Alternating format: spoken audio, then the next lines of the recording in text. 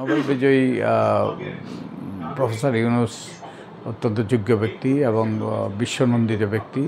তো আমার তার উপর আস্থা আছে এবং আমি নিশ্চিত তিনি সর্বোচ্চ দেবেন, সর্বোচ্চ শক্তি নিয়োগ করবেন, সর্বশক্তি নিয়োগ করবেন যাতে জনগণের আকাঙ্ক্ষা পূর্ণ হয়। তারা একটা গুরুত্বপূর্ণ দায়িত্ব নিয়েছে, একটা দুরূহ কাজ হাতে নিয়েছে।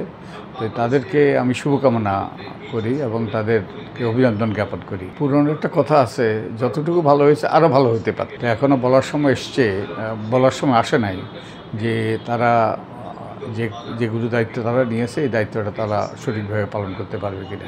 কর্তৃত্ববাদী সরকার আমাদের উপর চেপ বসছিল, সেটা যেন আবার পুনরাবৃত্তি না ঘটে।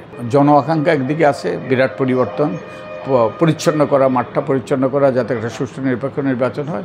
আরেকদিকে রাজনৈতিক দলের এই যে দ্রুত নির্বাচনের মাধ্যমে ক্ষমতা যাওয়ার যে আকাঙ্ক্ষা, এই দুটোর মধ্যে বিপরীতমুখী চাপ আছে। তো আমি আশা করি তারা কাজগুলো করবেন, যে কাজগুলোর ফলে একটা গণতান্ত্রিক ভবিষ্যৎ আমাদের জন্য সৃষ্টি হয়, একটা শান্তিপূর্ণ ভবিষ্যৎ আমাদের জন্য সৃষ্টি হয়, একটা সাম্য মানবিক মর্যাদাবোধের একটা রাষ্ট্র প্রতিষ্ঠিত হয়। তো এটা সময় লাগবে, আমি জানি না কত সময় লাগবে।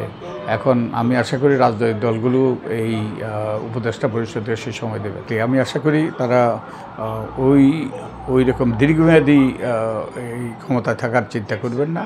যত দ্রুত সম্ভব একটা সুষ্ঠু নিরপেক্ষ নির্বাচনের মাধ্যমে রাজনীতিবিদরা যারা রাষ্ট্র পরিচালনা করতে পারে সেই সুযোগ সৃষ্টি করে দেওয়াই তাদের দায়িত্ব বলে আমি মনে করি।